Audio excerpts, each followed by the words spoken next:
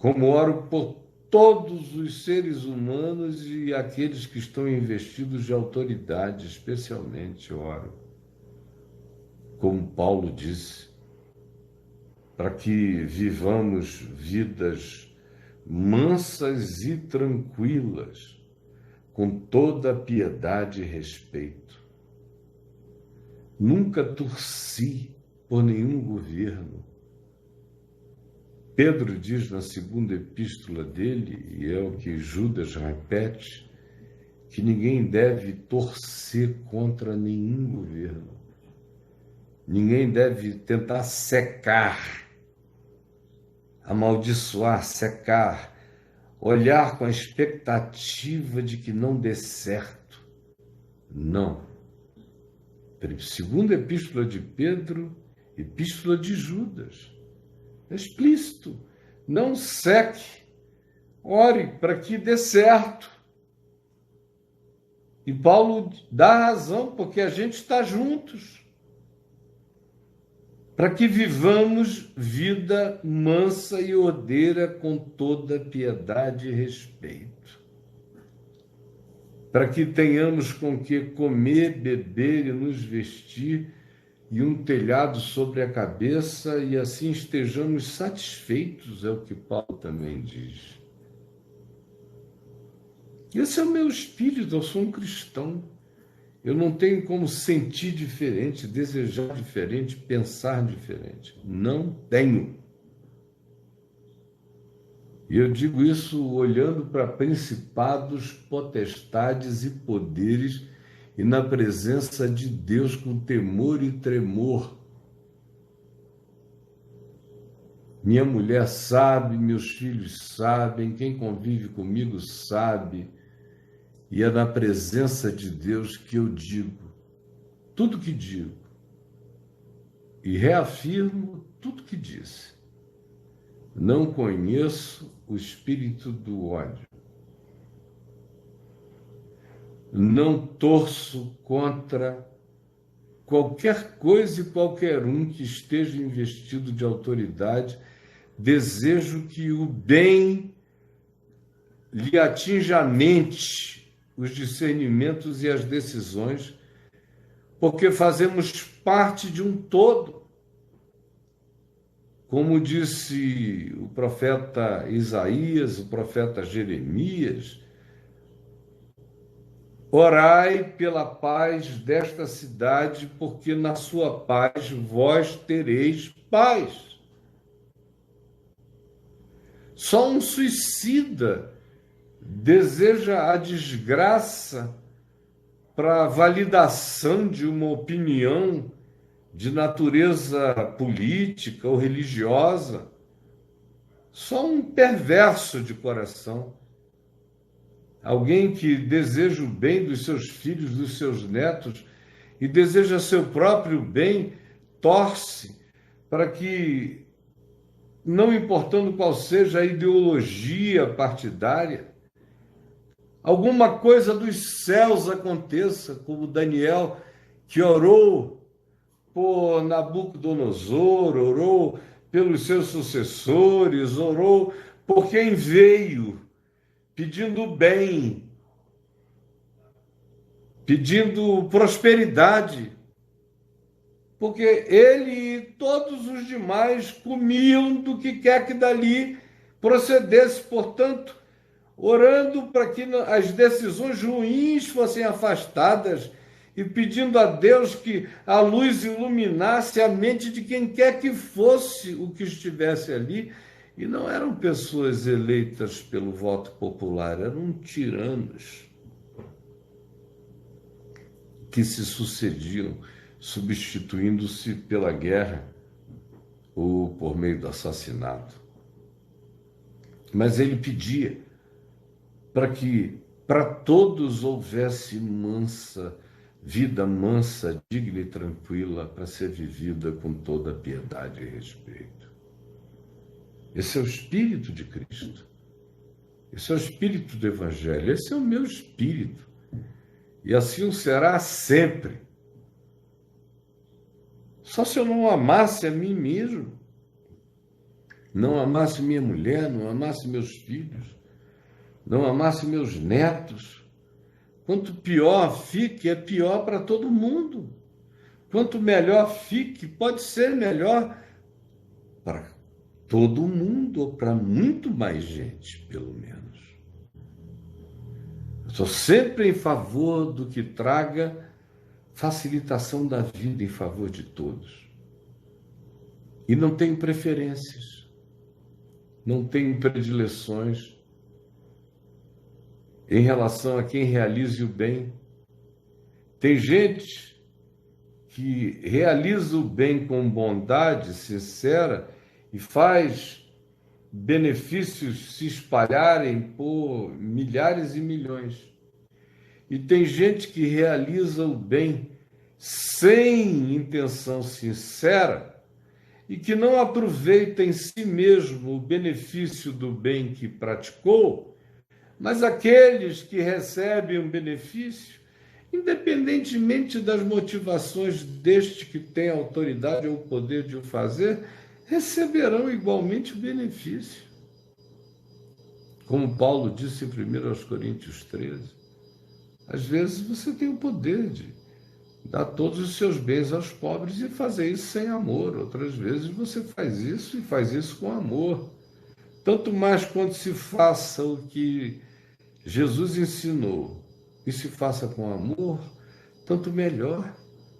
Mas se mesmo que seja sem amor, alguém comer, alguém beber, alguém se vestir, alguém for curado, alguma saúde chegar, meu Deus, só o translocado prefere que fique horroroso para que ajuste a causa dele de antagonismo histórico seja justificada. Quem assim sente, quem assim pensa, não conhece o Espírito de Jesus, vocês entenderam? O Espírito de Jesus é exatamente como eu estou te dizendo. Você pode pegar o seu Novo Testamento e ler, e você vai dizer amém, amém, amém, amém, amém, para o que eu estou dizendo. É verdade assim. No entanto, Jesus é a nossa chave hermenêutica, a nossa chave cognitiva, a nossa chave de compreensão para entender tudo, interpretar tudo. Eu, por exemplo, nunca tive nenhum compromisso partidário. Outra vez eu digo, na presença de Deus, dos homens e dos meus piores antagonistas, eles não têm como me acusar. Eles podem, no máximo, tentar colar esse label em mim, mas perante o juízo de Deus, todos ficarão calados e emudecidos. Eu me converti no meio do pior da ditadura militar. No meio. Meu pai tinha sido atingido.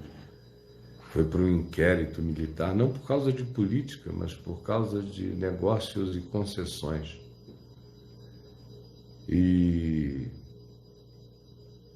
ficou muito magoado, não com os militares, mas com as traições dos amigos civis. Mudamos para o Rio. Eu cresci vendo os amigos do meu pai sendo caçados, deputados estaduais, federais, senadores, eram amigos dele. Eu fui amigo dos filhos deles, até hoje. Eu tinha amigos de todas as matizes. Nunca houve acepção de pessoas. Eu tinha amigos da direita, amigos da esquerda, amigos filhos de oficiais da ditadura, que eram, de fato, gente de linha dura, mas os filhos eram meus amigos. Tanto quanto eu tinha amigos que eram filhos de exilados, estavam proibidos de voltar ao país. Eu jogava bola com eles, direita e esquerda, era só uma questão de posicionamento no campo de futebol. E eu sempre joguei no meio, armador e ponta de lança. Nunca tive vocação para jogar nas pontas. Eu gostava de armar o jogo, de servir e chegar para arrematar. Vivi com todos, todas as mentes, todos os tipos. Amigos santos, amigos bandidos, amigos completamente funcionais, amigos totalmente disfuncionais.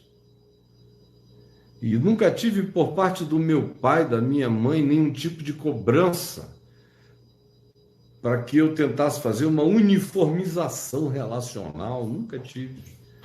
Cresci sem isso. Fui adolescente no meio do movimento hippie, que era totalmente sem nada disso.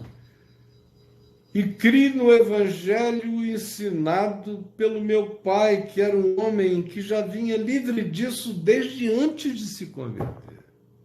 Quando se converteu, aí é que ele ficou um ser universal, genuinamente católico no sentido de universalidade, de inclusividade, de uma capacidade de acolhimento de ponta a ponta do espectro. Ele entendeu que se não houvesse amor, não haveria Deus, não haveria nada que se aproveitasse no Evangelho, nada. E eu cresci na fé, sim. E me casei com a filha de um almirante que tinha tido o seu próprio papel no governo militar, e ainda tinha. Eu me casei em 75. Normalização dos processos no Brasil vieram a acontecer de fato, começarem a acontecer depois de 88. De modo que eu atravessei tudo isso. Quando eu me converti, não havia nenhuma polarização, exceto contra a ditadura. A maioria da população e da minha geração já dizia: a gente não quer isso, nós temos que ter o direito de viver com liberdade, de escolher democraticamente. Eu cresci com essa aspiração e me converti com esse ideal e aprendi logo na Escritura que a obediência era ao Senhor dos Senhores e nem a nenhuma ditadura, a nenhuma constituição, nem mesmo obediência à democracia. Eu obedeço à democracia enquanto ela for democracia justa para o povo. Se ela se fizer passar em nome de si mesma como um processo de mascaramento, de uma ação mentirosa contra o povo, contra a vida, contra a liberdade, eu me insurgirei contra essa democracia mentirosa. Eu sou discípulo dos profetas que dizem: ai dos que promovem leis injustas, leis de opressão, para negar o direito ao pobre, ao desvalido. Eu sou discípulo do Novo Testamento, que com Tiago clama o clamor profundo que diz: ai dos que sonegam o salário e vão crescendo, como Isaías já dizia, vão pegando campo a campo, vão tomando conta de tudo, até que eles sejam os únicos donos da terra. Ai daqueles que guardam o salário dos trabalhadores. O clamor dos trabalhadores chega até os ouvidos do Senhor dos Exércitos. Epístola de Tiago, capítulo 5, Tiago, irmão de Jesus. Eu sou discípulo dessa consciência de Jesus, que iniciou seu ministério e foi morar, ele que cresceu em Nazaré, no anonimato, foi morar na Galiléia dos gentios, dos pagãos, onde tinha de tudo. Tinha de todos.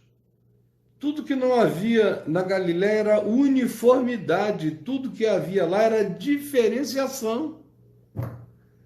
Tem que ser muito alienado historicamente para não saber disso. Ele escolheu essa plebe, que foi assim chamada em João, pela aristocracia de Jerusalém, essa plebe que nada entende da lei. Foi para essa plebe que ele decidiu ir morar, curar e estar a maior parte do tempo. 90% do tempo dele é no meio dessa gente.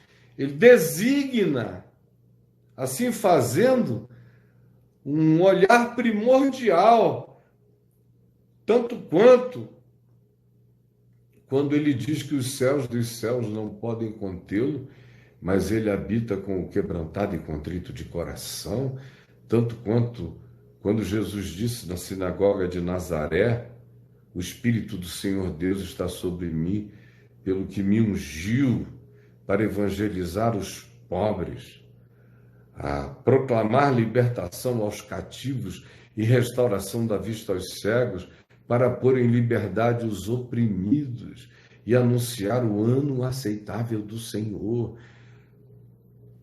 E acerca disso que ele diz, o Senhor me enviou, ele diz, assim como o Pai me enviou, também eu vos envio. A missão de vocês é a mesma.